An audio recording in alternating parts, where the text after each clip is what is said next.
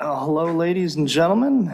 Welcome to the Redondo Beach Public Safety Commission meeting. I would like to call the meeting to order. Officer Lostrom, do you have a roll call for us? Commissioner Carmichael is absent. Commissioner Gupta? Here. Chair Gall? Here. Commissioner Kleinbaum is absent. Commissioner Escontrias? Present. Commissioner Skiba? Present. And Commissioner Wodnicki. Here. Roll call is complete. Great, let's salute the flag.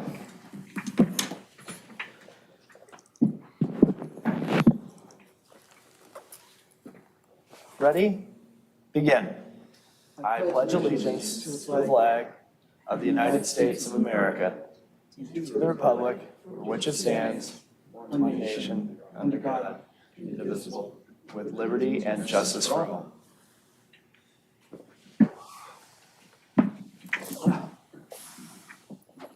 All right, approve the order of agenda. Motion? Make a motion to approve. So moved. Is there a second? Second. Thank you. Motion, Commissioner Gupta, second by Commissioner Escontrias to approve the order of agenda. All in favor? Aye. Aye. Any opposed? Excellent, so approved. Great. So we can skip the blue folder items. Correct.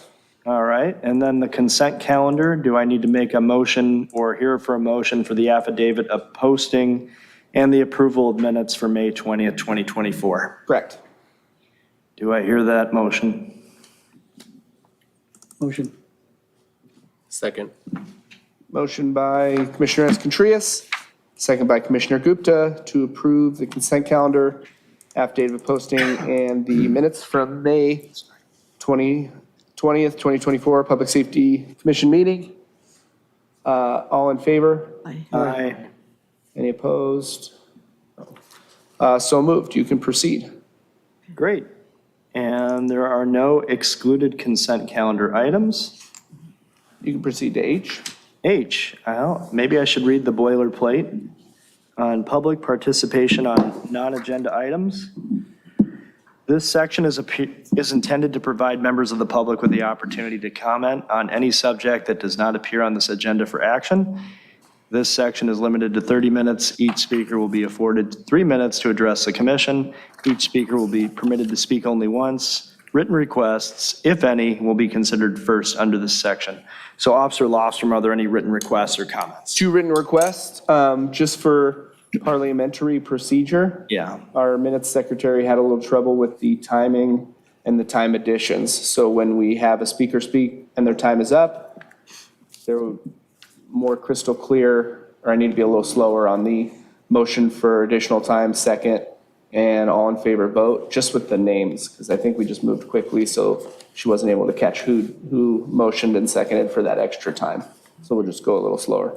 But other than that, we're all clear to call the first speaker up. Great. I did have one question because there Yes. might be some speakers that might come up that are already agendized. So we just had to make a notice that if they bring up something that's related to something later on in the agenda, that they should just hold off on that. Sure, yeah. Okay. They both have indicated to me that they wish to speak on non-agenda items Great. in section H. All right. Who's up first? I have a question on that. Oh, yes, sir. My understanding is in speaking to the city clerk is that the extension of time is not kept at 1 minute. It is my understanding is according, and I kind of reviewed it, that is as much time as we would generally allow. And I think generally the customary time goes anywhere from 1 to 3 minutes, as opposed to it being only 1 minute if we offer them an extension.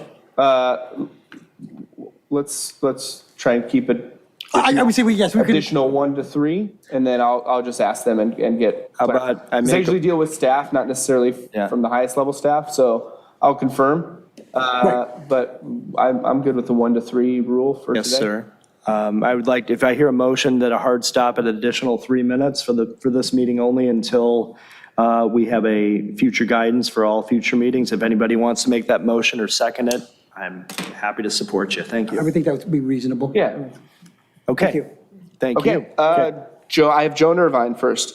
And then when you get to the dais, Joan, could you just state your name again into the mic and spell it for me, please? And spell it for you. Thank you so much. Spell. Same Okay. Be spelling very as, courteous to the minutes Okay, secretary.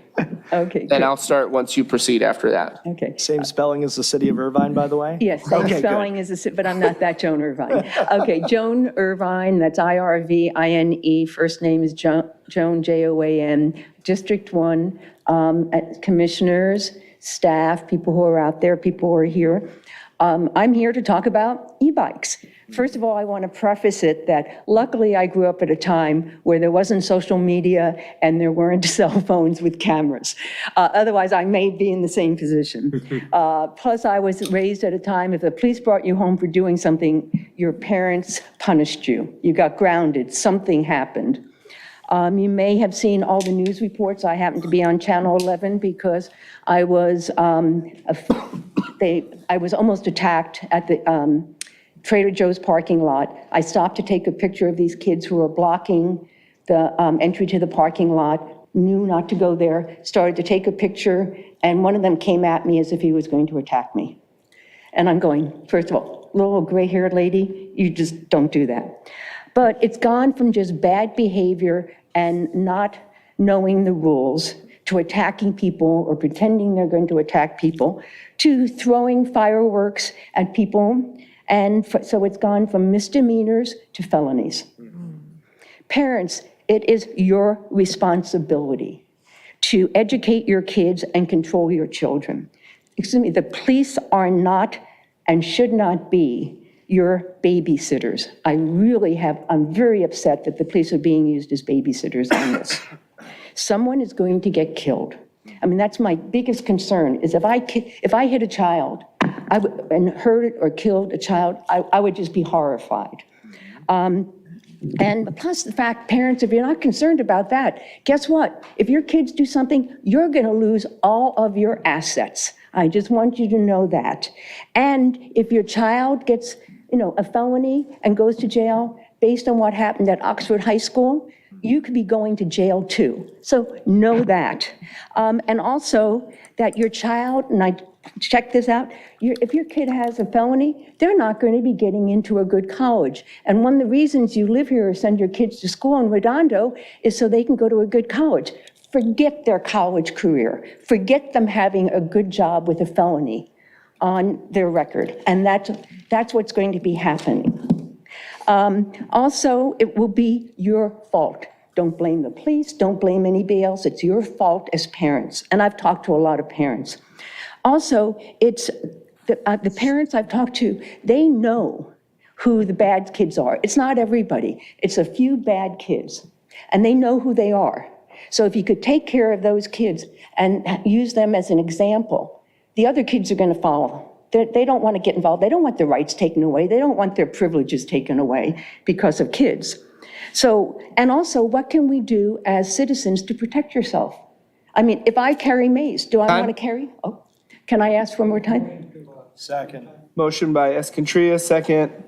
Did I hear second by Okay. Chair Gall? All in favor? Okay, And thank how you. much time did you say? We're going to 3, right? 3 minutes? Yes, sir. Okay. Proceed. Okay, thank you. And also, as citizens, what can we do to defend ourselves? Should I be carrying mace? And if I use it, will then I get arrested like a member, an upstanding member of our community got arrested for defending his wife who was knocked down by these kids, and then he was beaten up, and then he was arrested and put in jail? So, I mean, so we're kind of in this, we can't do anything about it because they're children, while they can come after us. So please, parents, take their e-bikes away. I mean, I would like the city to, the first offense, maybe you give them a citation, but after that, $500 fines, take the e-bikes away, make them go to a class with their parents. Have them, get it so that, and I know it's a state thing, get the bikes that are licensed. The kids have to be licensed so you know who they are, that they've been taught the rules of the road. Because you're putting them, it's just like a motorcycle or a car that these kids are driving. And, you just need to do something because it's going crazy. And so I would ask, my ask for this is that you put this on the agenda for your next meeting, so this can be addressed in detail, and then you can then pass it on to the city council. So that's what I want to say, and I appreciate everything you all are doing for our public safety. Appreciate it. Thank you. Thank you, Joan.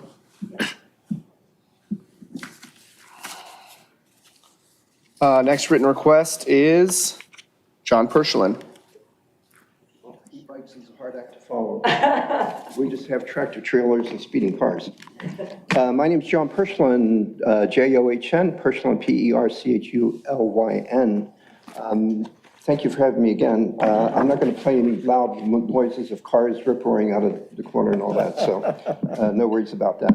On Sunday, June 2nd, I was pulling out of my driveway to go to the store, and I got down the street and I forgot something, so I come around back to my house. When I got there, there was a geyser about 100 feet going up in the air. There was a car in my driveway, and apparently this guy came around the corner from PV Boulevard onto Prospect from a dead stop, as far as I know. He went fast enough to run up over the curb. He got airborne, plowed over the fire hydrant, and he almost ran into my neighbor Mike, which was getting out of his car. You see him over here. Now, this looks far, but this guy was going so fast. If you see the video, he almost ran him over, okay? Now, a few minutes before that, if I would have left a few minutes after I left, he would have T-boned me because I was sitting there waiting to go on the street. I would have been T-boned, and who knows what damage I would have sustained. My truck surely would have been demolished. Here's another photo. It's blurry, but this is my neighbor laying in the middle of the street. He got run over by a car. He lay there 20 minutes, unconscious, about 2 months ago. Here's a photo I hope to not show you. That's the county coroner that picks up dead bodies. This is a mess down there. We've come to you guys several times. I sent that information to the city council. I got a response back saying this is a traffic issue. We're going to submit it to the Ryan Lew, the engineer, whatever. I said, no. He told me he can't do anything without guidance from the city council. So I guess what we're here for is, or I'm here on behalf of the neighbors. You guys got all the stuff that I communicated with the city. You got all my noise I made with the recordings. This is ongoing. Saturday, I recorded 74 cars taking off like a drag strip. Sunday, I recorded 40, but I was only there half the day. It goes on all day into the night, and there's no slowing down, no stopping. We're at wit's end. We don't know what to do. So we're looking at guidance from you guys to maybe go to the city council or take this information and say, hey, somebody needs to look at this. It's a serious issue at this point. I mean, it has been. That's pretty much all I got.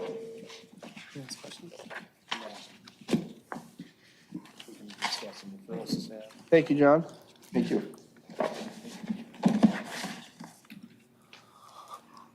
Don't have any additional written request. Great. And, I'm sorry, hold on. Oh, no, I'll check let me check the Zoom, and then we'll move to H1 for the e-comments. Sure. Pretty please. Sorry, stand by 1 second. No worries. No attendees on Zoom. And then you can proceed to H1, So free. and I'll check the e-comments here. Okay.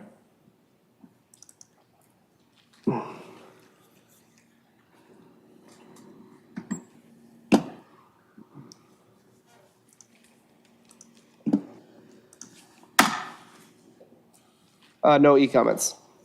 Great. So we go to I, if there's any items continued from previous agendas. None. You can proceed to J J1, and subsequently J1. which is So tabled. I reached out to Harbor Interfaith. They declined the invitation, but then they indicated they would provide me with some statistics. So I left it on the agenda so I could provide their statistics for you, but they didn't get it to me in time. So I'll have to take another run at that at the next meeting. Do you have the data, but you couldn't process it before the meeting because it wasn't agenda? No, they didn't, Okay. they actually legitimately didn't send it to me. So they intended to send stats and I reached out one more time when they hadn't, pretty close to the meeting, and was like, hey, haven't heard yet. Supposed to get stats, just haven't heard yet. So they're pretty busy. So I'll just try again for the next month. Understood, Commissioner. I don't understand how they can be too busy. They're not busy, hold on. That was just speculation, I don't know. Okay, all right, well, all right, then we'll set that aside. My issue is this, is we've been sitting and asking about this, or that since I've been on here, okay? My concern is an audit. Now, whether they're getting good or bad legal advice or advice, okay, from others, again, I have no issue with understanding, I'd like to understand what they're doing, and there's a little bit of accountability. If they're choosing not to show, then maybe. Today, do you mean Harbor Interfaith? Harbor Interfaith, Okay. right, okay? Because again, obviously, they are the employee, they are a vendor for the city. Right. Okay, and if there's some issues concerning of how they're spending the money or whatever, now, my understanding is what I'm hearing from the city attorney's office, and in fact, there was a council meeting 2 weeks ago when somebody got an award for doing really good work, okay? And they tout that they're doing really good work, and they tout the fact that they're getting all this stuff. Then I think it's about time that somebody comes in and shows us. I'm more than glad to sing their praises, but I think like anything else in government, if it's not written down, it didn't happen. So Yeah. the thing that I'm looking at here is that some of the basics ideas, and I think we brought this up, I believe, in October, November. We put it out there. The city attorney's office has not been here since then. And the thing again is, I think we brought that up about, let's give them sufficient time to come. I think there was a couple of months we knew we weren't going to be in session. So I believe they had sufficient time to. I don't reach out to them until I know I'm going to put it on the agenda. But I believe that they were well aware that we were going to come and ask for it, because the city attorney was here, because the deputy city attorney was here, and we asked her specifically as to, and I think our request was, who is in charge of the pallet housing?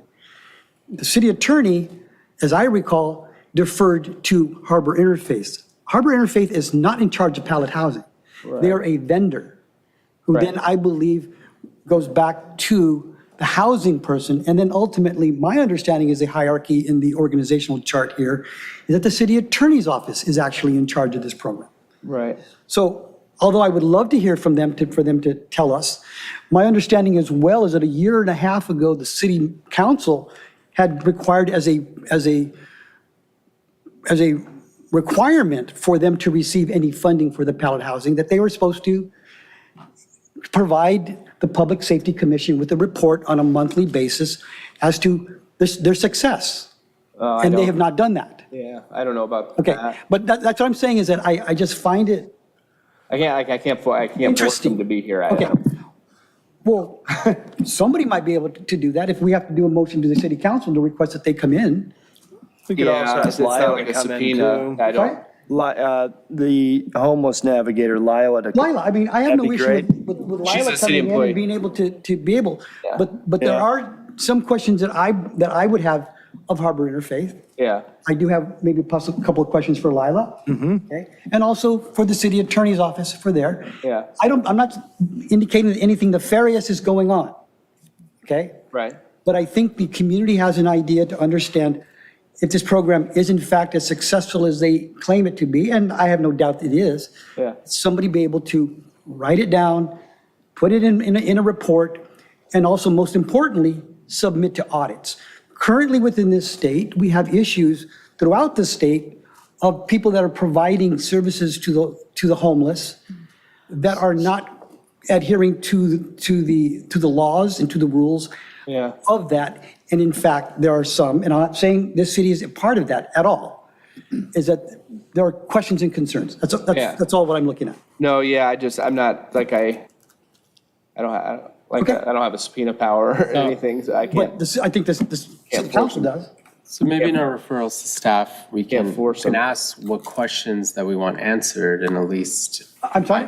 in the referrals to staff, we can perhaps, if you want to have specific questions you want answered, maybe we can, this mic is very loud, but we can like type up the questions and send it to Layla and these interfaith, and at least so they know what they're walking into and they'll be prepared for those questions. I would say that sounds good. However, I don't believe that is a sufficient or an adequate way of questioning an individual because what I don't want, or my concern would be something being lost in translation.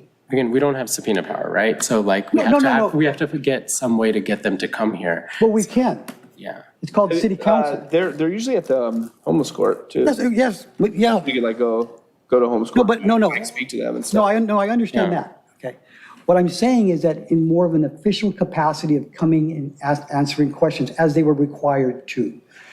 When you submit, it's like me submitting questions to my attorney or to an attorney who then asks his client, and then they come back and if something comes out to be false, and I'm not saying they're gonna do that, it's suddenly, oh, we didn't But you're know. saying they have to come and report to the I'm not Public saying. Safety no, Commission? Or okay. that was part of the legislation? My that passed? understanding was that the city council directed as a prerequisite for receiving funding and having the pallet housing was that they were to report to the Public Safety Commission as an oversight with a report of what they were doing.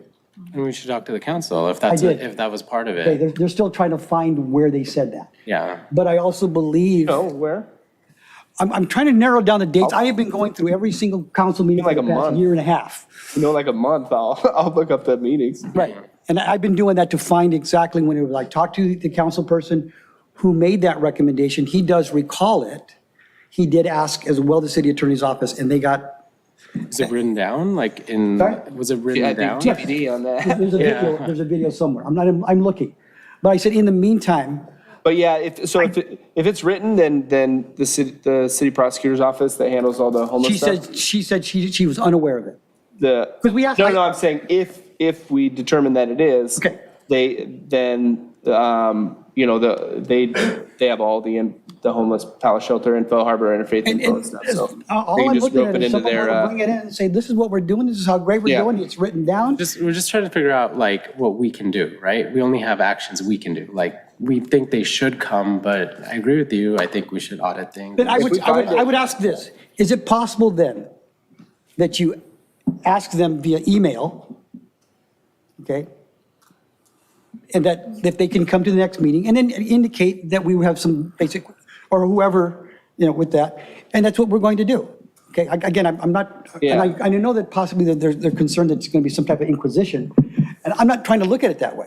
Right. I can't make them say yes is the only No, issue. but- So they but- declined But if they showing up today, and then he was like, oh, I'll have, Ramon send you some stats, and I said, okay, but then he didn't get it done in Okay. time, so it was just. My concern then is They're just this, okay, and maybe I can put it into a motion, is that you had made a request and they declined.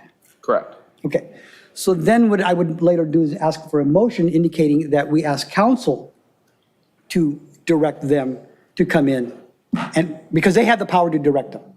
I would venture to say that they do, Sure. okay? And if nothing else, shift it to council. If council decides not to, then, it's almost to the point of why are we in oversight, or why are we looking to oversight if they're not going to? So we can go with the Yeah. referrals to staff and then bring up that motion and vote on it then? I would venture Yeah, to say. like you guys can make a motion and referrals to staff. Yeah. For me to write a memo to the city manager's office, which obviously is then, Right. Now, if harbor interface is almost, if you want to call it lower on the totem pole, where it should come from the city attorney's office, then fine. But I think somebody should my be, understanding for what, I apologize, my understanding when that was voted on several meetings ago, to have them come back out, was just kind of like a representative from them that talks about what they do to give you guys an update on what they do day to day Yeah. for I'm fine. informational purposes. Yeah. I'm fine with that. Commissioner So- Skiba, did you have a comment? I did have a question.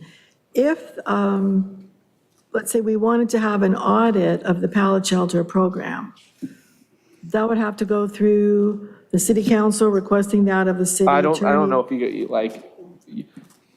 I don't think you guys could order an audit. You could ask me to write a We can memo. request. Request. You guys could ask me to write a formal memo to the city manager and vis-a-vis city council saying that you would like that to happen. Yeah, And then they would obviously decide yeah. whether they agree or want to take action on that. I think the most powerful way is if you could actually find evidence that that was part of the initial funding record. That would be very powerful. Yeah, I'll look I think for that- it. I'll look I for think it too. probably that would be the best way. Let me go through it again, And then this way, if we That would have take a simple email to the city Yeah. prosecutor, like, hey, can you That come was out part of the and do funding this then. per, Yeah. It stipulation? may take me to the next meeting again. I've been looking for almost a month and a half of every single, not only I public have safety. a horrible suggestion to make. Go ahead. I think we won some sort of award for the homeless court. And gosh, if somebody just picked up the phone and said, we'd love to have you at our next meeting to show how you contributed to this award, they might show up without any hesitation. Who might? No, the Harbor Interfaith, I had them. They're also there usually at I homeless had them court too. at, I had Yeah, them. I've been I to had homeless court several Pat, times. Yeah. I had Lhasa, I had Lila, all at the same meeting. And it was, how can we show the good side of what you're doing in reducing the unhoused in Redondo? And they were more than happy to show up. But I think if you go through this channel, or you find this data and things like that, the defense system, the defenses go up. And the more we point the finger at the attorney, the more they're not going to show up to the meeting. It was like that a couple of years ago. But I think if you invite people to the meeting and let them show what they're doing that's positive, you probably have a better chance of bringing them to the meeting. I agree with you, sir. However, he did invite them. Okay? So the invitation, I guess, remember, the passive invitation is already there. I understand that. But at the same time, and I'm quite certain they're probably unaware of the fact that they were asked or aware of to be able to provide information. Okay? It's probably stuck somewhere within the system. However, I think that them being aware had they chosen to, but I think possibly what's going on is that, well, I'll let it go at that. I think at this point, eventually, let me go ahead and follow this up. Sure. And that's why up until now, it's kind of like, well, let's see maybe if they do come in, maybe we can ask a few questions and they can tout. Because my understanding is that they are doing a lot of good work. Good. Good. And in fact, my concern would be is that if they're not getting the recognition that they should be, for Yeah. one, and two, that if there are best practices that are Yeah, I being agree with that. Yeah. that can be emulated, because I work all over the county with different cities and things like that. That if some other city can come in and say, well, what are you guys doing? That it is written down and documented, because when you do more like a playbook, An evaluation, a formal. evaluation somewhat that is fact, not just what's anecdotes, Right. then I think that opens the door for more grants, more issues if we need to, and most importantly, that later on, we do not get caught short when those, if those numbers don't pan out. One of the things I brought up, and I believe that's why Commissioner brought this up, Yeah. was that an organization that was being utilized by the city several years ago, before Harbor Interfaith, Yep. they got caught up in the city of Los Angeles with their homeless issues, where they had arrested, my understanding is allegedly arrested 3 of their employees who was stealing from the city of Los Angeles. Yeah, it's terrible. Okay? I brought up during a committee meeting, why didn't we do an audit to see, making sure they weren't doing it to us? And it was like, well, they're gone now, and we've got this, so we'll just let it go. Some people are fine with that, others may not be, and that's exactly what happened. It's good to know how the money is spent and track KPIs and all that. Doesn't hurt, right? I think the community would support them even more so if they really seeing how good the work is being done. I agree. Also, it makes it last, right? Because if there is a scandal or something like that, it would turn the community against this thing where perhaps it could just have been corrected and just Yeah, or- changed. But I think if it was part of the initial funding request, that's like big that they're not doing, or that no one seems to recall this or something, right? So like, I think if that was part of the mechanism, I think just the fact of codifying that is very important. And then that should just become a practice. We should be doing it at all these meetings if I that's will, I part of will, it. I will make every effort to track it down, and if so, and then we can go from there to determine how we want to be able to do it. Yeah, I mean, I do encourage, I think that's a great way to use this type of committee, right? To this public safety to try to create like, supervision and making sure everything is working as it should, so. We should just invite Lila, and then once Lila's invited in, then everybody else will be pressured to join, because she's always very responsive and very easy to work with, so. I have no doubt. Sounds good. Thank you. You're welcome, sir. Thank you. Can we go to J2, Officer Lostrom? And Oh, yeah?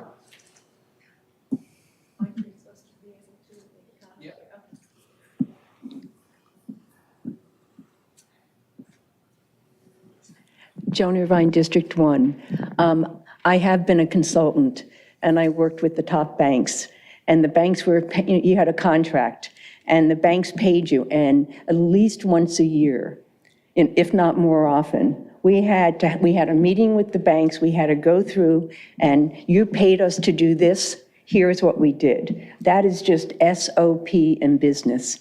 And if they're doing a great job, but also, then it, excuse the expression, but it CYAs the city. Because if you're talking about the, city of LA where, people were taking money. So it just CYAs for everybody. Plus it's just common business, standard business procedures. So just wanted to make that comment. So you're not asking anything that's different than any other business or any other city Yeah. would be asking.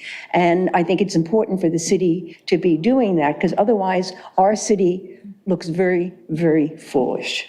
And Redondo doesn't need any more help with that, so thank you. Thank you. Thank you. I think that's the first public comment we've had in a non-participative comment, like in the whole 7 years I've been here. So thanks for the participation. Let's go with J2. Yeah, it's getting better. Chief Regan. J2. Good evening. Brian Regan, Division Chief at the Fire Department. Hope the commission's doing well. I haven't seen you guys and girls in a couple months. So just give you a little breakdown of some of the things going on in the Fire Department. Obviously, it's a busy time. If you've been to the council meetings, we're a topic and things seem to be going well.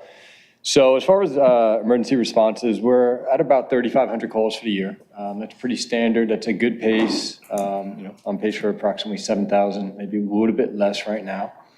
We've had 16 first alarms. Most recently, we had our first alarm over on Grant Avenue. There was a fire, a garage fire. The crews did a very good job of isolating it to the garage, not letting it get into the interior of the home.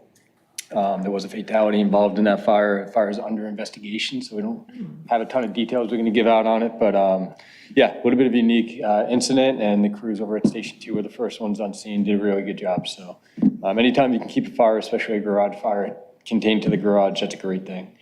Some things going on within the agency. You guys always ask about mutual aid. I think we're at 53, and I got these stats today off our software. 53 requests for mutual aid. To this point, 38 times mutual aid was given, 15 it was received. Sorry, 15 received? Yeah, no, opposite. 38 given, 15, excuse me, reverse that. 38 times we received mutual aid and 15 times we gave it. Okay, and do you have do you have a breakdown of those between medical and fire? No, it's going to be majority medical though, I'll tell you that. Majority medical. I mean, like I said, we've had 16 first alarms. We'll get mutual aid on a first alarm. One engine will come from outside the city because we get 4 engines. Okay, and the 38, is there mind if I have a question on this? Good. I don't know, I'm not Okay. sure. Can you wrap it up in about 30 seconds so he completes his presentation, then we get to the meat of it? Would that be okay? Because he's got a full presentation, so to Probably keep it easier on if you course. just let them finish and Go Yeah, ahead. yeah. Okay.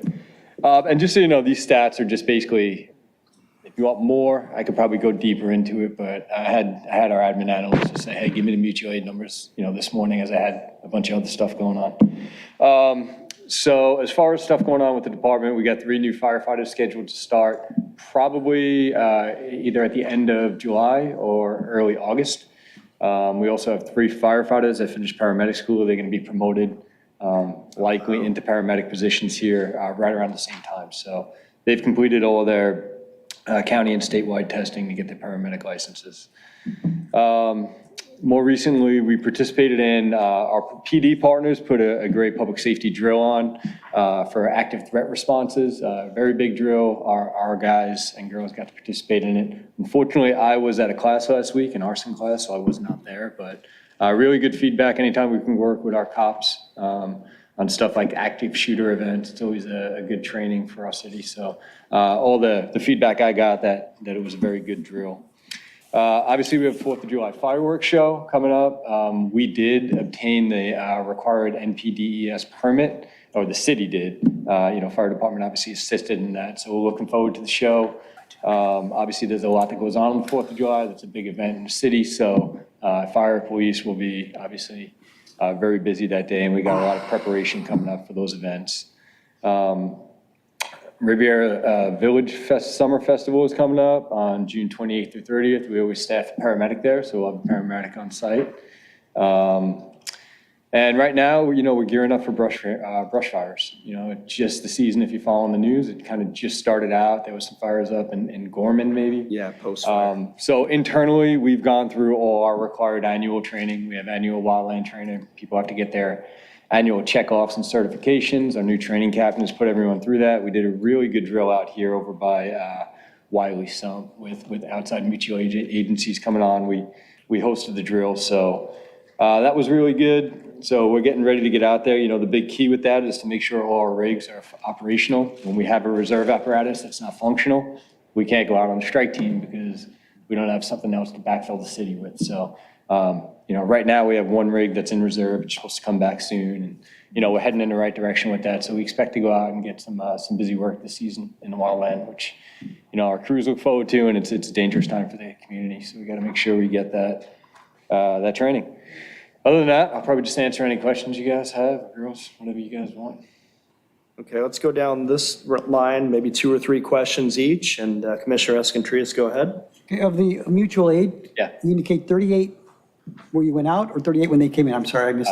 We've had mutual aid come into our city 38 times. And are you aware of the number for medical or for fire? I mean, I could figure it out, but like I said, with 16 first alarms, the majority of those calls, I'm going to tell you, it's going to be 90% of them are going to be Okay. medical aids. All right. Of the fires you had, I believe, how many did you say you had? There was 16 first alarm responses. Now, that doesn't mean we had 16 active fires. Right. It means we responded to them.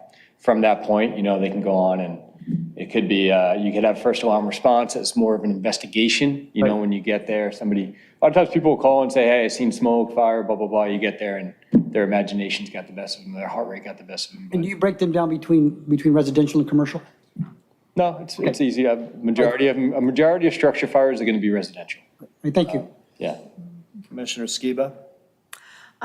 As far as station number 1 goes, they say that it's not earthquake safe. It's not, can you They repeat say that station 1 is not earthquake safe. Earthquake safe? Yeah, Okay. that was one of the findings in that survey or In the Citygate investigation. survey? In that thing, yeah. Right. Can you give some examples of what they mean by that? I didn't write the survey, and to be honest, the earthquake safety part of it was not something I really dug too deep into. Okay. I can tell you our stations are over 60 years old, or it's time to replace them. So I would believe that the structures aren't as stable as they once were. But yeah, I mean, I don't know exactly what would make something a little bit more susceptible in an earthquake. I'm not really sure. Okay. Is there any action being taken to that? Because I would think if there's an Station replacement? like this, make seismic upgrades to make them like. Yeah, I don't think there's any seismic upgrades going on right now. That would be a, facilities project. I think there's a budget response report going out right now for, repairs to the station. That's in our budget for this year, so hopefully that money comes through and they'll be able to start making repairs. I don't know, exactly what seismic stuff, would be involved in that.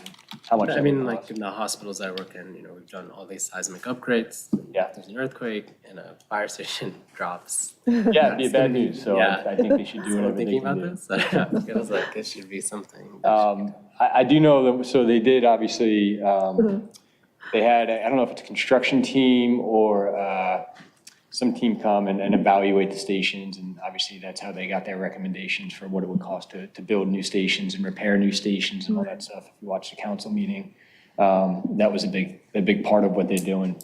So they're doing evaluations. Like I said, I don't know much about seismic, repairs and what that would cost and stuff. It's not really my area. The survey say it was multiple fire stations or just one specific one or?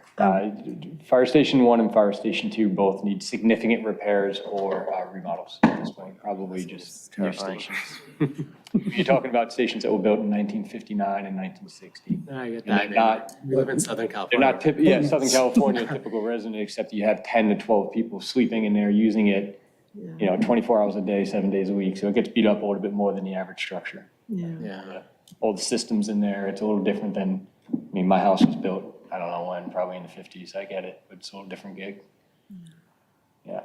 Commissioner Wadnicki, you have any questions?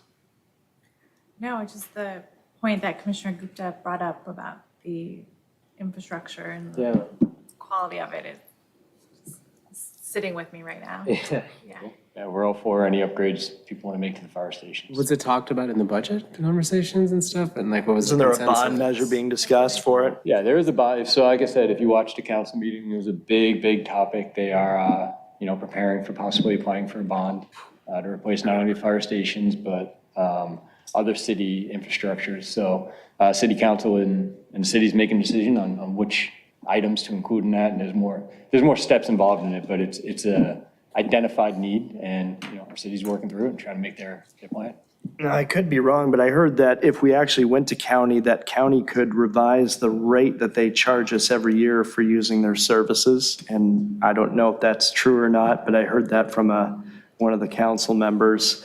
And they were mentioning, this was Councilmember Obaji, he was mentioning about having a reserve truck or a unit in the district, one of the stations in the middle of Redondo to kind of be ready response, and they were discussing adding another fire truck.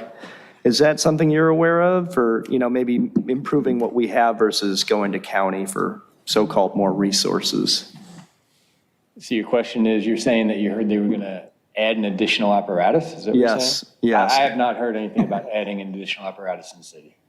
No additional truck units or anything like that? No. I mean, like I said, in the council meetings, there was maybe a suggestion in Citygate to realign, to reposition one of our rigs from Station 2. Yep. And, there'll always be discussions on that be data based on, I think, really, I mean, if you look at that Citygate response or that report, it shows that we get to a majority of the city within the recommended timeframe. Our response times are pretty good.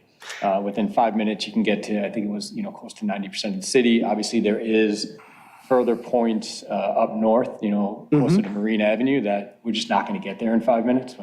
So it's a little bit far, but the call volume is very low for that. So, yeah, I mean, we'll take every rig you want to give us. You want to give us another rig in the city? Sure. We'll Sounds stand it. good. We want to do the best we can. But I think, if you looked at their presentation that Mr. Gary made, he did a great job with that presentation. He made it pretty clear that, the stations are located fairly well when they originally located them, right? So, yeah, I mean, and throughout, I got another decade left. I'm sure that there'll be more talking about moving a rig to different positions. If certain areas of the city are getting more calls and it's a delayed response, then changes will be made. But right now, it looks like we're responding to a majority of the calls in, a good time frame. I have no complaint about the response time that I get when I call fire or police. Well, regardless of which beach city I'm in, I've had issues in all three or seen issues and gotten good response. But what would you make for the comment that maybe the tack time from the alarm to getting into the fire truck as opposed to getting out to the location could be sped up a little bit? Yeah, I think part of that study would show that, we can get to the rig slightly quicker. You want to be able to get to the rig within 1 minute. And there's different, you have to read the whole study to get into it, because there's a dispatch element. So, the time it takes dispatch to actually get the information to us. So, we always go by, you want to respond to a call within 5 minutes, you want to arrive to the door. Well, it's really 7.5 minutes, because I think it's, Wow. that additional time from the person to call dispatch to get the information, to get the address, to find out what's going on, a chief complaint, dispatch it to us. So, so it goes a little deeper than just, the second that call comes to us and we get out there, our dispatch plays a good role. And once again, in the study, it sounded like our dispatch does a pretty good job. What is dispatching in terms of like a software or an app or some way to communicate faster that we could spend money on to turn that faster, if anything? Yeah, I wouldn't know that off the top of my head. Like, I wish I had all those kind of answers. I do too. But, Yeah. tell you about some other stuff, not that. Where's the fastest moving fire? I know we're class 1, but what's the fastest response city that you've ever heard of? Any better than us? I don't know. I'm sure there are. Yeah, I'm sure there are, and I'm sure Okay. there's worse. I think we do a pretty Yeah, good job. no, we do a good job. It's 6.7 square miles, and Yeah. we're not. Your responses just can be based on where the call is, and how quick it comes in, and that's why the big thing, that's why we have people teaching CPR and trying to teach sidewalk CPR and all that stuff. Like, it takes time to get there no matter, I know you're a physician, right? So time is tissue, like, you get what this is, right? So we can get there in 6 minutes. If nothing's being done, the person ain't gonna work out too well. So really, it's like a team effort, everything from the family calling and getting good, accurate information to the dispatcher, then to get to us, then to the hospitals, to the nurses. So, there's just a lot that goes on to it. Our cop partners that have to clear the scene for us before we can get in. I have a question. Go ahead. We heard about the state of the fire stations, which got me thinking about the state of your equipment.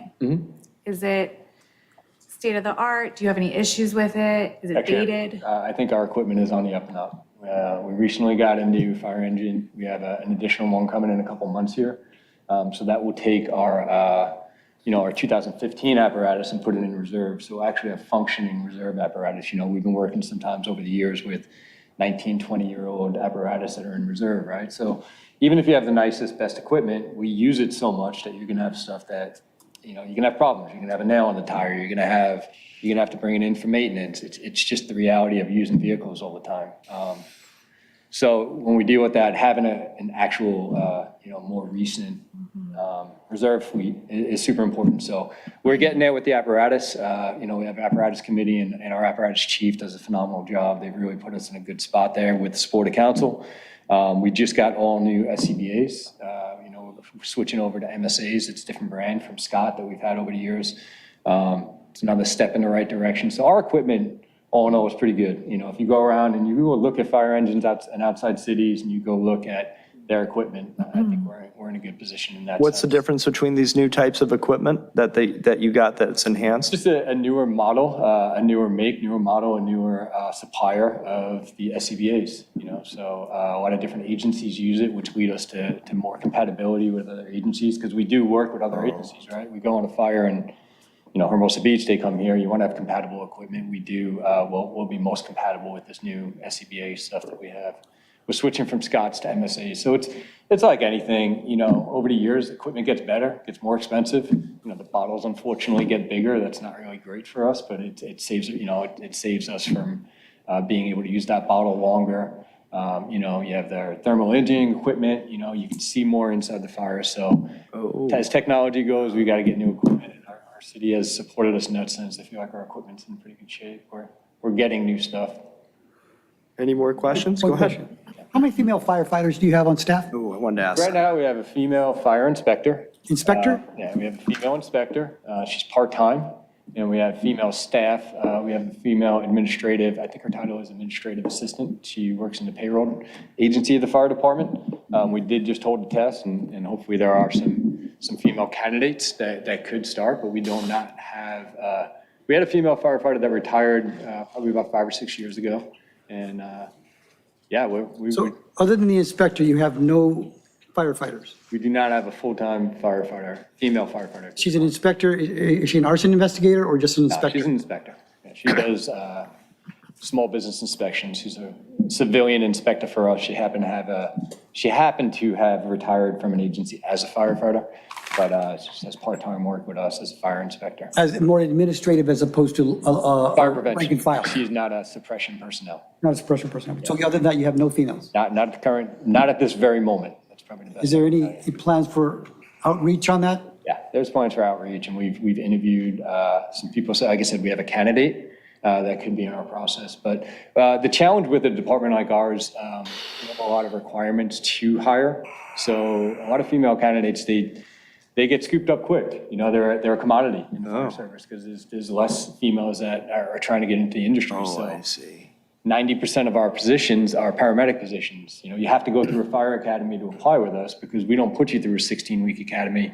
You have to go through a college academy, then we put you through Redondo's orientation, 2 weeks or a month, depending on how long you got hired, how many people you got hired with. So realistically, it's very difficult for us to hire, to get a good pool of female candidates, because to get a paramedic license, to go through a fire academy, by the time they have to do all that, they've gotten scooped up by a bigger agency that's hiring 600 people. You just have to have an EMT license and,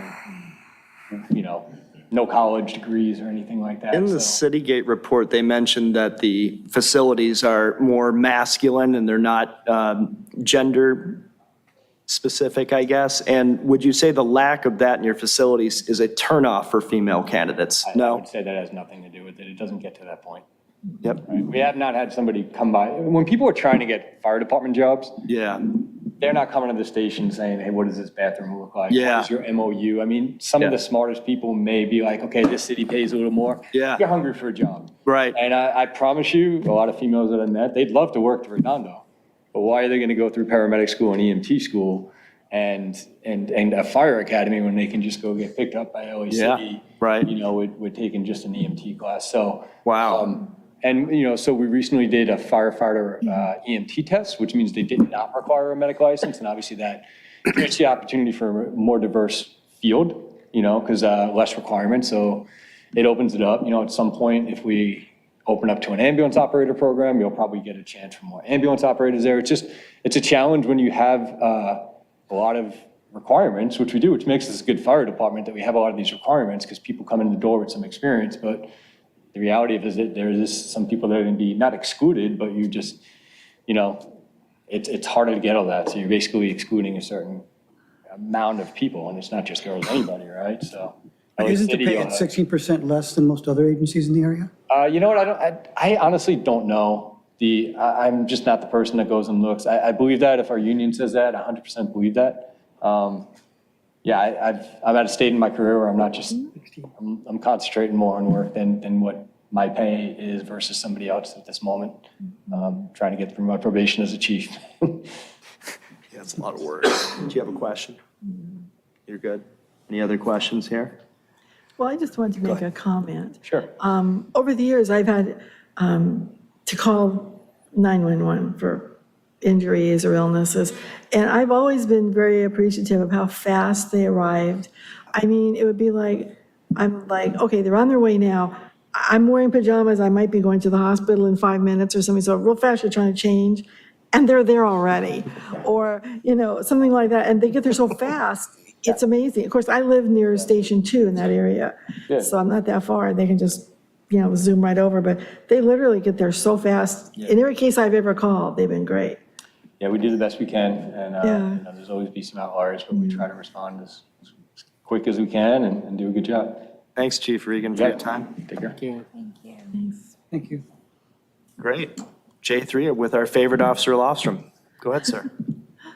Well, in addition to the crime recap you see, I'd like to cover just a couple things. Obviously, we had all the school graduations since we last met, which takes a lot of, you know, preparation and, well, a lot of preparation, just to have a safe event and keep the kids safe during the middle school. You know, there's usually an elementary promotion ceremony, middle school graduation, and then the high schools. So those went off without a hitch. And then additionally, with the fire department at Redondo Union High School, the police department conducted active shooter training for all of our officers. That was it was all very live scenario based and had role players involved and very comprehensive week of training for our employees and very relevant, being conducted at the high school in and of itself, considering. Sorry, Yes. did you do it at the elementary schools or the middle school also, or no? Or is there plans to do that? Well, the training is universal to any physical structure. Like specific locations? You're just really familiar with them. Were able to utilize a building or two at the high school, which is relevant in the sense that is one of many, but sure, we could do it. It would just take planning to move it to a different location instead. But the training in and of itself is what's truly of the value, because, you know, it could happen anywhere. And, you know, the tactics and the training and the practice especially is extremely helpful for, you know, inevitably when it does happen, wherever it may happen. Moving to our, oops, sorry, I'm behind. Community policing report.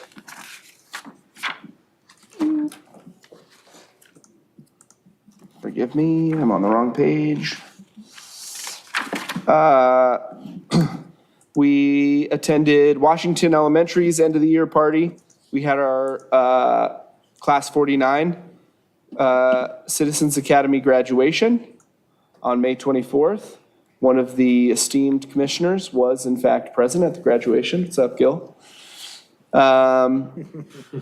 We did the Special Olympics torch run.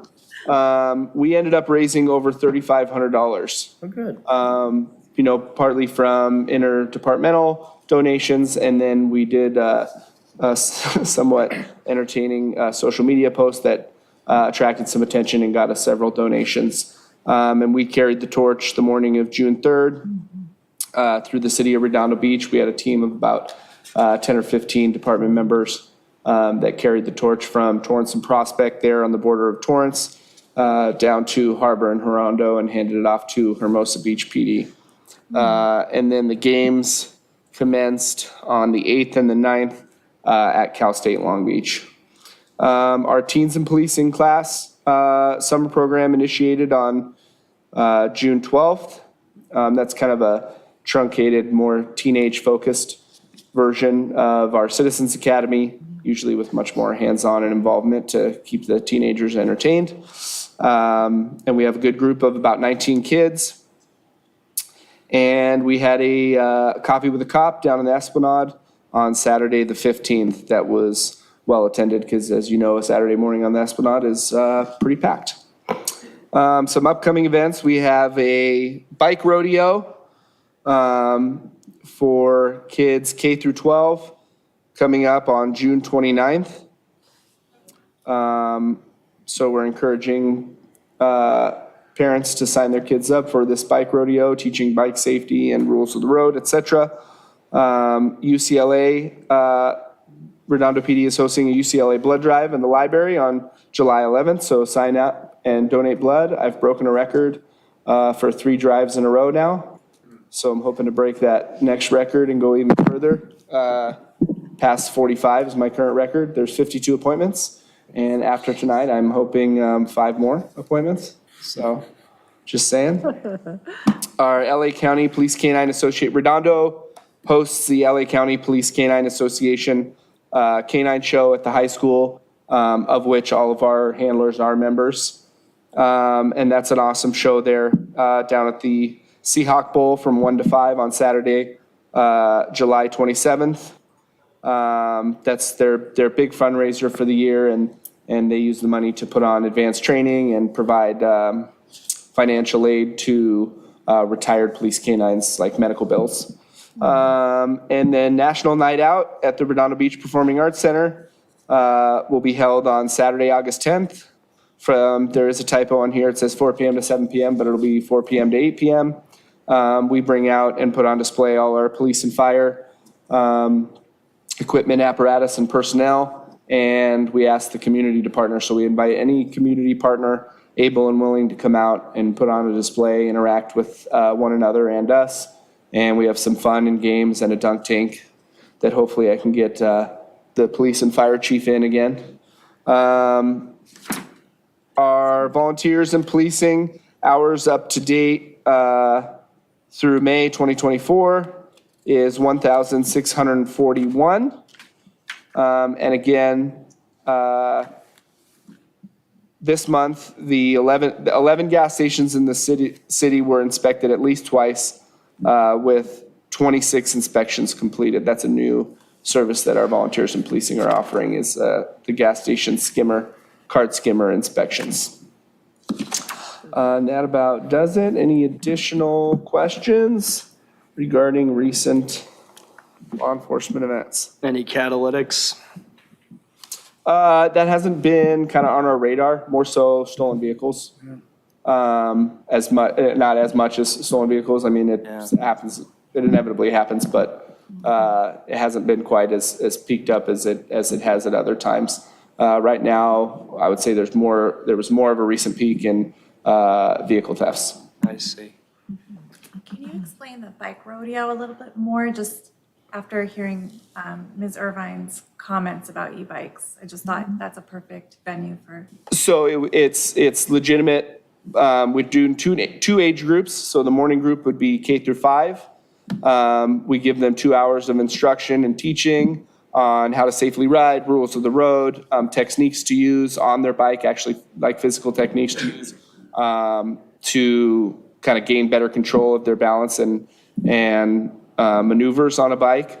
And then the second half of the day is the same type of instruction catered to 6 through 12 age kids, 6th grade to 12th grade. Is there any educational component for the parents that are in attendance?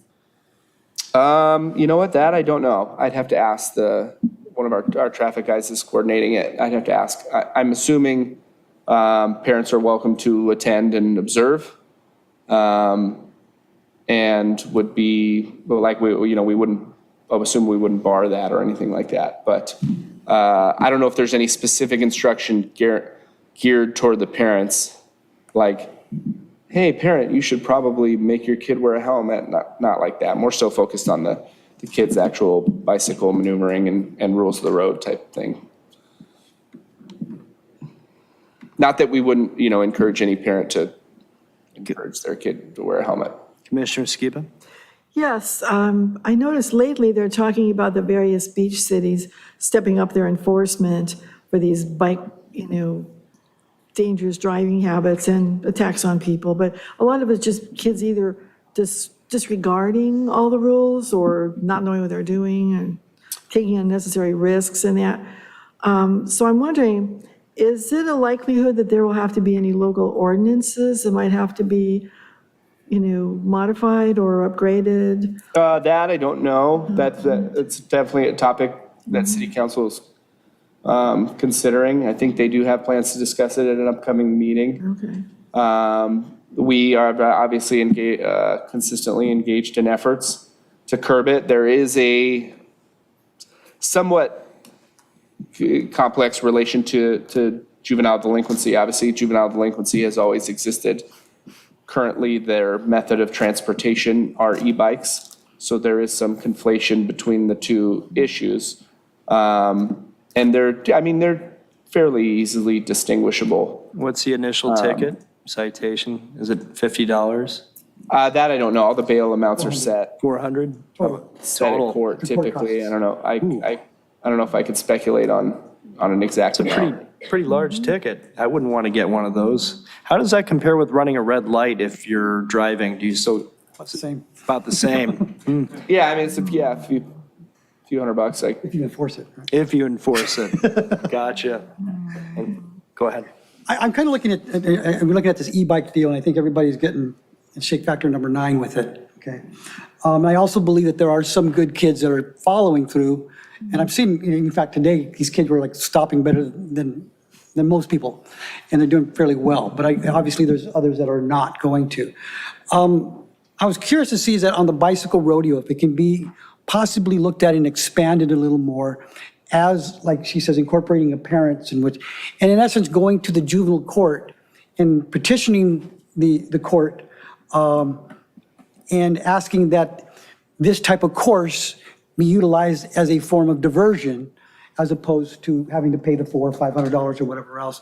And for a first-time offense of a kid. That way, in a sense, what we're doing is making sure, one, that they are getting the education, two, that the parents are aware, and most importantly, that there is some type of consequences for what they're doing. I think, yeah, we're really pushing this out, but sometimes when the pendulum swings really far the other way, that we're gonna, it's just an issue. But I've been involved with a program called Teen Court with Inglewood Juvenile Court. And it appears that the presiding judge there has indicated that most of the judges are willing to do some type of diversion as opposed to straight up, numbers on their driving record and such. Because if a child or a kid does not take care of his bicycle citation, generally means he's not going to get a driver's license. So again, I think that there should be a balance between that. I think also what it does, it puts it back to our community to be able to say, hey, even getting a doctor coming in and saying, look, this is what a head injury is like. Okay, a little bit more than just, I understand that the bike rodeo is good. It's a start, it's great. Yeah. But I think sometimes those are for the kids who really are heads up and their parents who want to do it. But I think there should be an outlet for those who have to go, and then we take more responsibility for that. So is it possible to approach your traffic I people? know juvenile traffic court in Inglewood, their primary response for juveniles, traffic violations, including bicycles, is diversion. Some sort of Is there diversion. a possibility of approaching, to ask if a form of diversion is to this type of program? I've Oh, approached. I don't know. I don't know what kind of influence we Because would have on that. I'll put it kind of this way.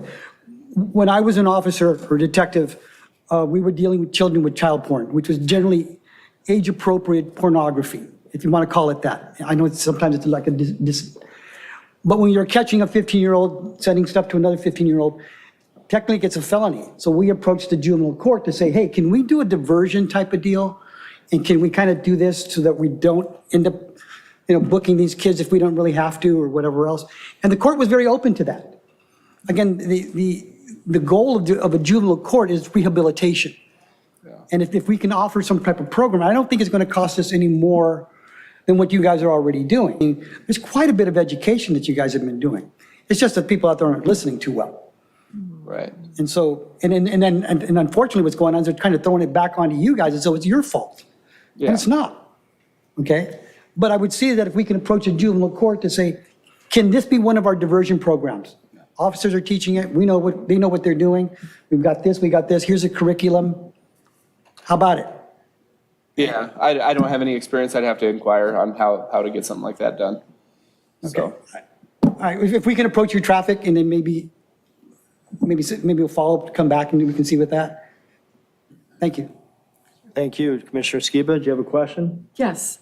Recently, I noticed that they are impounding the electric motorcycles, the ones that look like off-road bikes.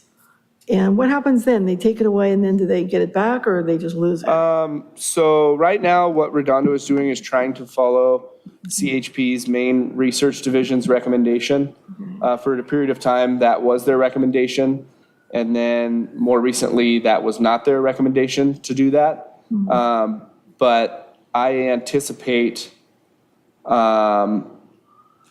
much information legislatively from an enforcement standpoint, from a definition standpoint, to come to fruition in the next, I don't know, over the next several months, maybe a year, while we figure out how to address the issue with the Surons. Because the things that are being towed are those Surons or other electric type brands of electric dirt bikes like that. Dirt bikes. We're not towing e-bikes.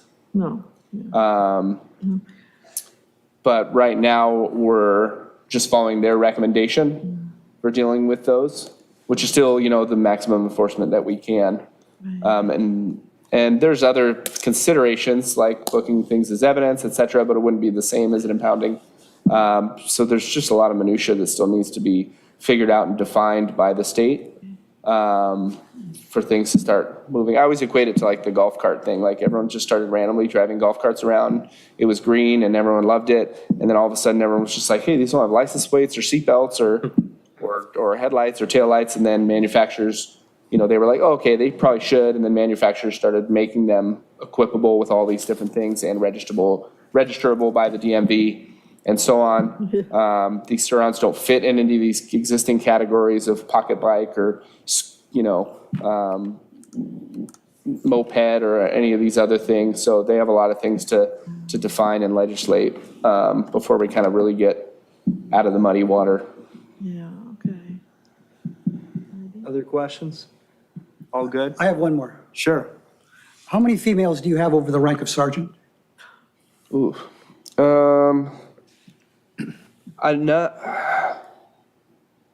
None currently. Manhattan Beach has a female chief, huh? The chief of police of Manhattan Beach is female, yeah. Yeah. None currently. We have had some in the past, I'm aware of. Okay, but currently you have none? Currently, there aren't. How many hold the position of detective or investigator? One. One. Is she a sex? Oh, I'm sorry. Two. Two. SIU. Is any of those two a sex crime investigator? Yes, one of them at one time had been assigned to that desk, yes. Had been, currently. Just curious, that's all. Yeah, well, that would be her current. Okay, thank you. Not that they don't, at some point or another share some caseload. Thank you. Great. Let's go to, can we close J3 and go to, do you have a comment on this one? I think so. Come on down. Can you state and spell your name when you approach the dais for me, please? Thank you.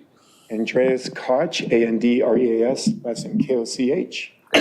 Yeah, just on the subject of e-bikes, thank you for everything you guys are doing. It's a tough one because you have these hybrid or e-bikes and this Saran, whatever you call it, is going 40 plus miles an hour. And how do you classify this? And I'm up here just really for a quick minute just to address the crime aspect of these gangs that are on these e-bikes. You're doing a great job with safety, with a lot of efforts in Manhattan, Hermosa Beach are trying to address to keep kids safe on the road. But these gangs on these e-bikes, and I don't know if the commission has had other times in discussion in great detail, but Manhattan Beach is addressing it, Hermosa and Redondo Beach. I guess I'm really up here just to see if there's some kind of collaboration. Are these gangs wearing any kind of insignia? No. You can't see them a mile away. It says Hell's Angels or anything like that. They're just in and about, camouflage with the rest of us. And I just wanted to make a comment. There's been an uptick in this fear in the community with these kids. They're mostly like freshmen in high school. And my son and his girlfriend were on the jetty right there by the yacht club there. And they all grouped up and they started harassing him. My son's 14, and they started chasing him. We called the police, eventually came, and it was a scatter dash through the rocks. It was a scary thing, just he and his girlfriend, but they work in groups. And I guess really that's it, just to bring awareness to something maybe you're already familiar with, and to see if there's something we can do as a multi-city collaboration and try to tackle this. It's difficult, it's not something you can handle overnight, but I think if I just do my part to speak for a quick moment, say, yeah, there's another parent, there's someone else coming up and saying something, maybe that might be enough. Yeah. That's really it. Yeah, thank you. Everything else went great with the safety on the road. You guys doing a great job on all that. That's really it. Yeah, any comments or questions or anything, or just? I think just real quickly is that unfortunately for, I would say law enforcement agencies, there's a defined, when you use the word gangs, and that's why sometimes the department won't use it as a gang, because it has not fallen under the penal code is what is defined as a gang or a gang member. Right. So sometimes there are groups of kids and stuff like that, because when you do that, sometimes it now requires other things to be put into motion as well. Yeah, you sort of hear in the street these names. Yeah, I mean, there's one called the Goons in Manhattan, Hermosa. I think they're called here down the Pier Killers or something like that. So they call themselves that. Are they real gangs that are pulling out weapons? I don't think so. I think they're just sort of juvenile, like wannabe. I think it's for the thrill of it. But nevertheless, there's a fear factor. Channel 11 Fox News covered. You probably saw that, and that's, it's a little bit worrisome. So just want to bring it up to attention and see if we can elevate to get a little more stranglehold on this. Sounds like we're back in the 1950s. It is, right? Yeah. Officer Lostrom, has that been proven in the data? Do we see more uptick in these crimes that are occurring? Sorry, are you all done? Oh, yeah, that's it. Yeah. Yeah. Thank you very much. I'm watching that. Thank you. Say again? Do we see that in the data, that there's been more incidents reported that are, characteristic of how the gentleman described?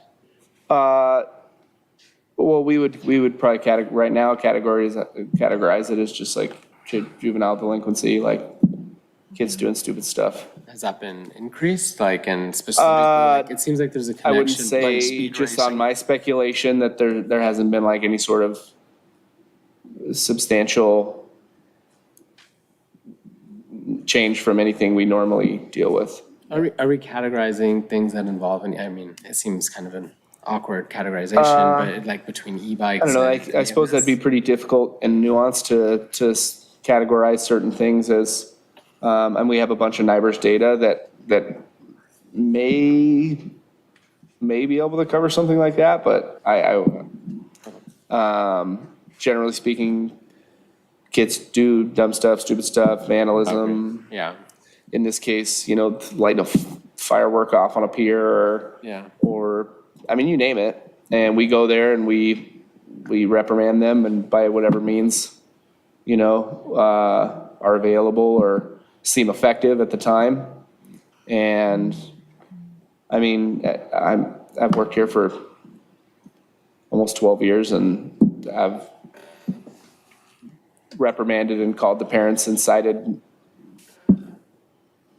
tons and groups of kids doing dumb stuff. You think about the nights of dances, football games.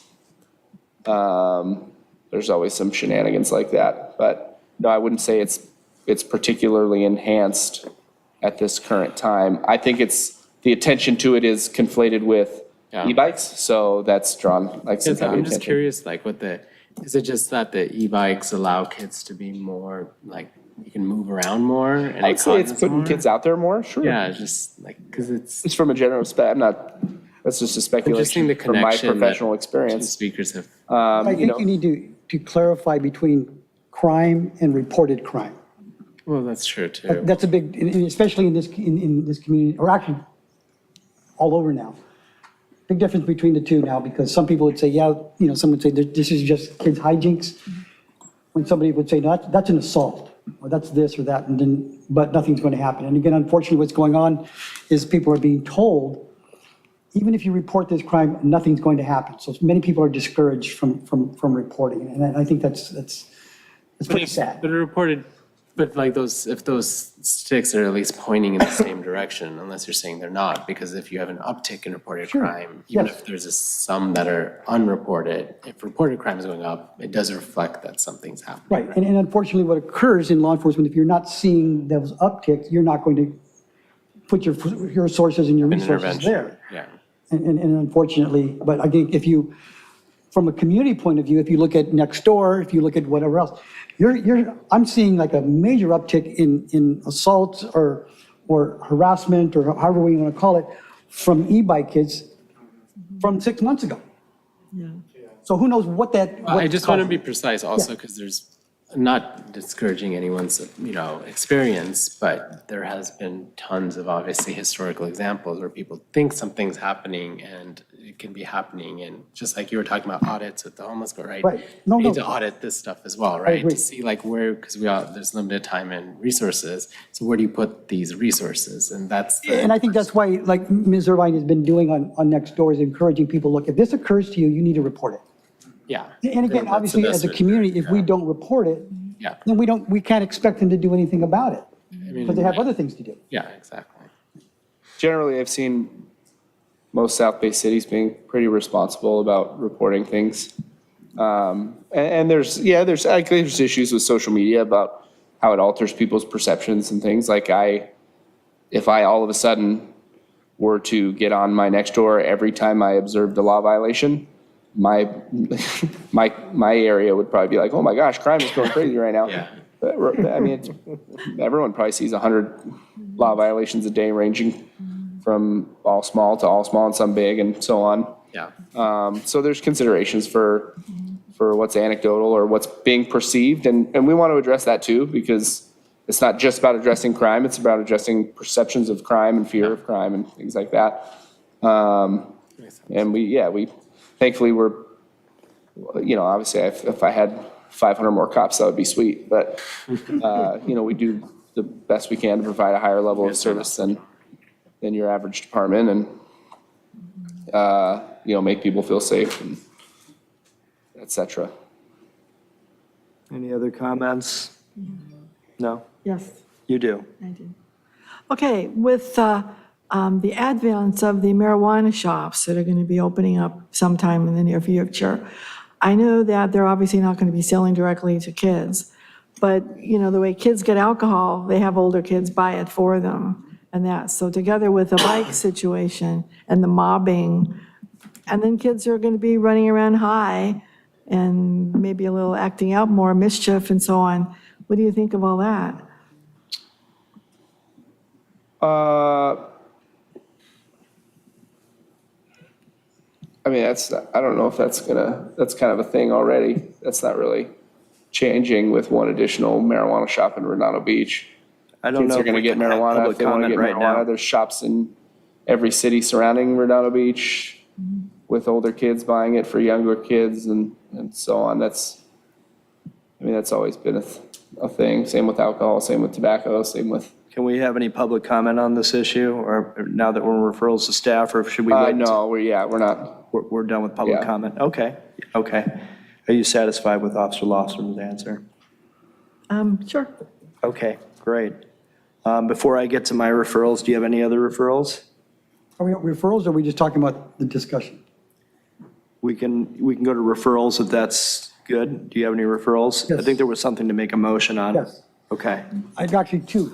One, I'd like to make a motion concerning the e-bikes. In general, getting some of the statistical information as to the number of citations, any arrests, and the number of impounds. And if possible, and I know this is maybe a little bit of a stretch, the dispositions of those particular citations and such. Make sense? I think this would probably be just a copy of what has probably been already presented to council, but Yeah. it's Kind of a That's why we make a breakdown motion. of violations and where they're coming from. actually make it simpler, more like the number of violations, maybe possibly the number of impounds, and then the dispositions, if possible, of those particular cases. I make a motion for that. Do I hear a second? A second. All in favor? Aye. Aye. Anybody opposed? Ideally, you should do it historically, like month over month or compared to last year or something, if you can. We can do for 60 days, if possible. I think that would be good.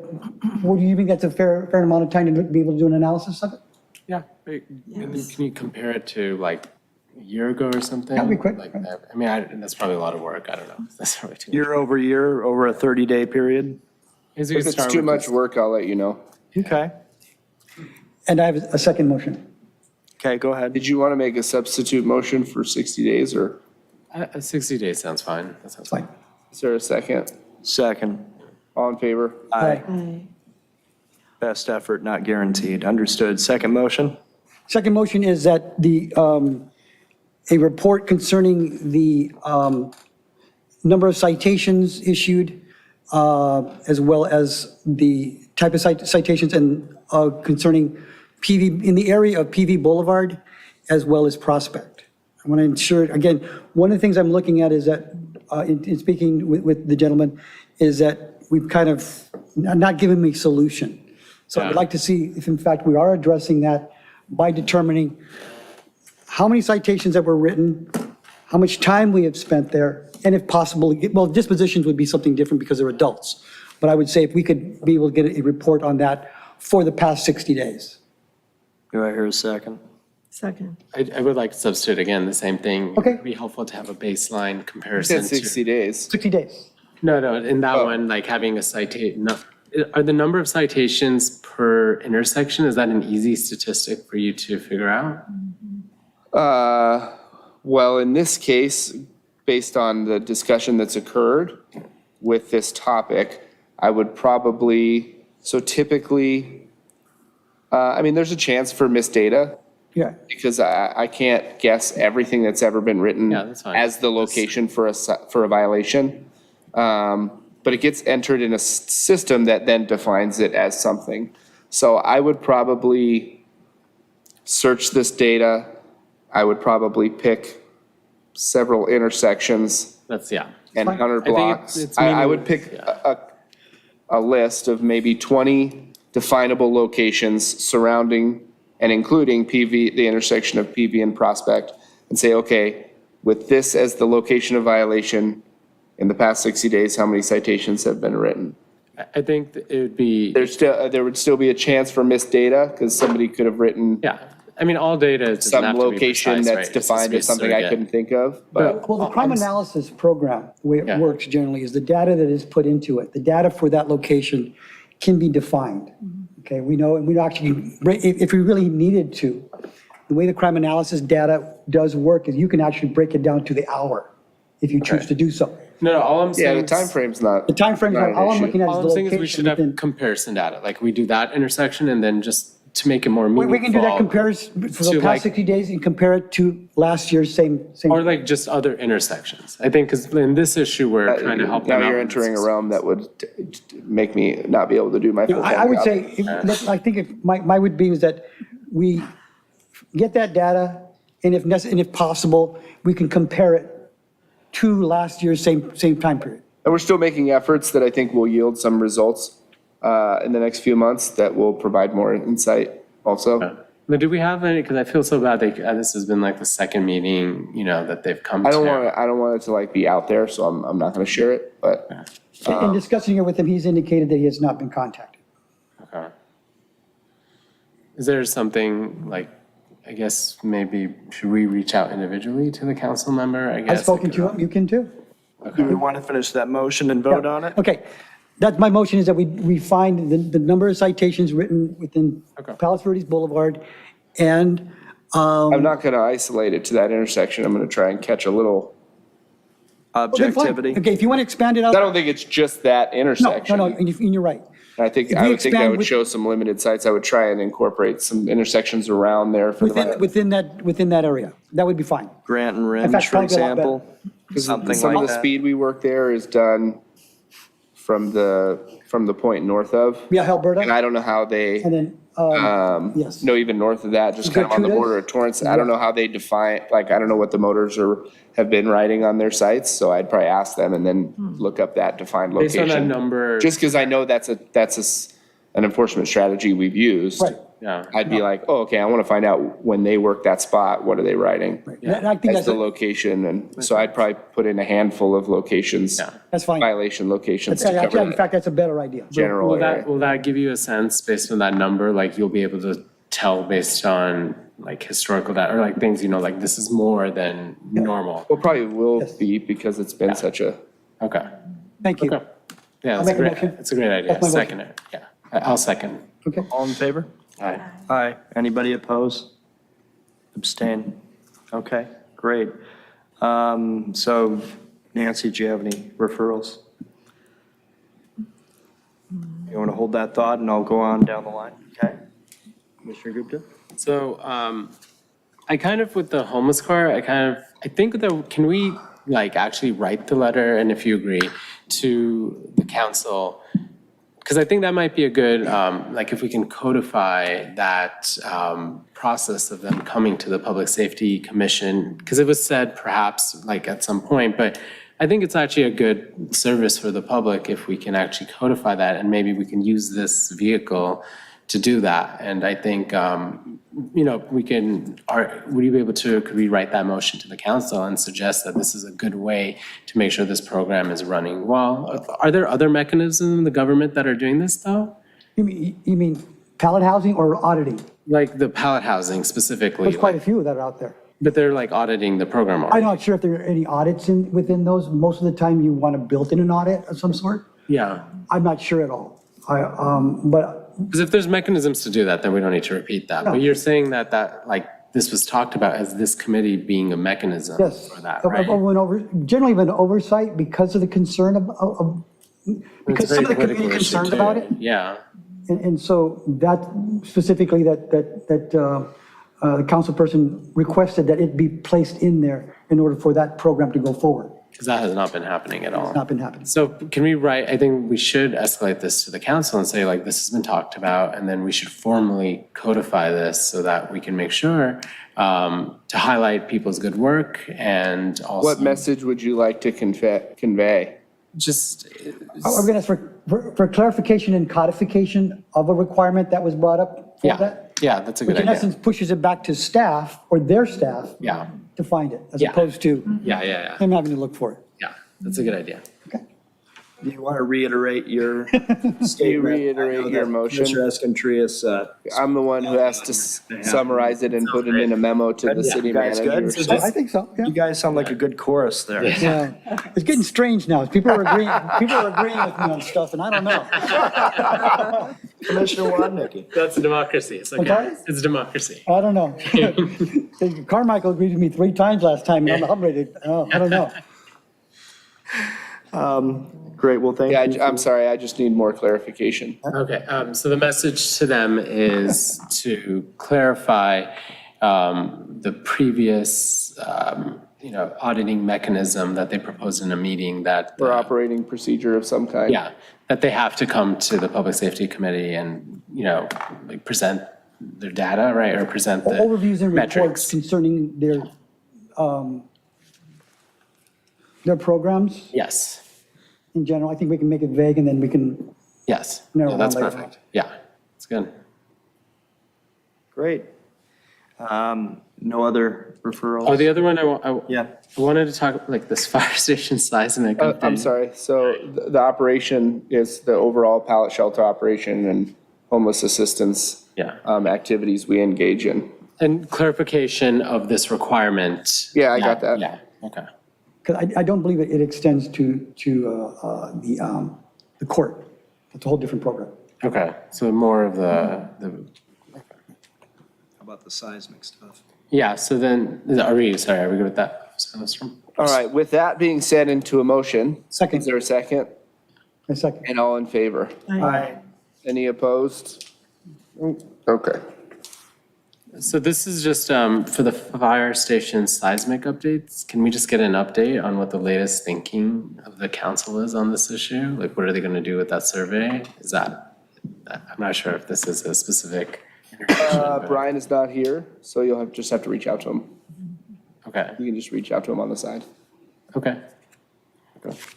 My only referral is I'll reach out to Lila and have her, see if we can get her to the July meeting, and maybe we'll get more than data from Harbor Interfaith, and maybe Joy will come back and we'll have a lively party at our next meeting. Yeah, just I can take another run at Harbor Interfaith, but scheduling wise, there's a lot of discussion here. Some of it I can cover in my law enforcement update. And then I still have a couple things on the docket that were approved from previous meetings. Great. So, just keep that in mind if you just keep adding to my Yeah, I saw. plate here and I'm only taking off one at a time to address, I'll never What get other to some things have been stuff. approved already that you're still working on? I can take another, if you want to use the previous meeting, I can take another run at Harbor Interfaith. Yeah, that'd be I good. think it's more, But keep in mind, you're also, if you want to move on from that and just see the results of the memo, the city's response to the memo I'll craft from you guys to them based on the same topic. you I would can- support the memo because I think it's more important to clarify and codify that Right, process. I can rather than consider coming to the Harbor one meeting. Interfaith moved on from, Yeah. and then we can see the results from that. Yeah, I think that would be better. Statistical information might keep me kind of busy, but I can kind of cover that in the law enforcement section. Yeah, that's, I'm just trying not to, I think it loses it. I have a full-time job, so I can't. yeah, no, I you, don't see how and why it should be pushed onto you when they're the ones who have, one, that they can, I just craft a memo to them. right, yeah, okay, but. From you but guys. when they You're can the- you're verify the- and be held accountable You for are what the they say. advisory body. Hey, I want you to communicate this message to city manager and vis-a-vis city council. So I craft the memo and I send it to them. Yeah. And then they respond to it as they see fit. Great. Maybe you could just give me this month, next month to work, let them This is respond to fine. that and then work on it's good for me. the e-bike info for you. That's okay. The question. Yeah, Cool. question? Okay. On another topic, are you going to have any more of those run, hide, fight seminars? Yes, there was, that was popular. I'm just working on fitting it into my schedule at some point. Right, good, Got a couple big events coming up and stuff, so okay. it might be a yearly January thing if I can't squeeze one in again. before that. Thanks. Great. If there's no other questions or referrals, I'd like to adjourn the meeting. And we'll adjourn the Redondo Beach Public Safety Commission meeting at 8:37.